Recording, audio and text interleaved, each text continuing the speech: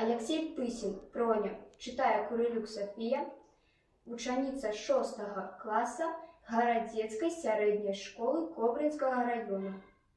Тримали чужинці її у полоні. Ти наші навіки, признайся нам, Проня! Як вольна речка на вольній землі, і чистими хвалі завсёды были. Пригнали чужинцы и танки, и кони, воду всё мутили, дык пили над Проней. Теперь ты повинна сгодиться сама, что чистой плыни няма уже няма. Неправда, есть много крениц подо мною, с прозрыстой чистюткой, як слезы водою. Кидали чужинцы на плесы и тони, и бомбы, и толу, гремучего тоны.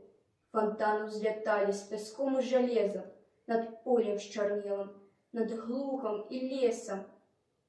И шли мы походом на заход тады, и Проня дала нам напиться воды. Была она светлой до самого дна, и солнце, и небо отбила она.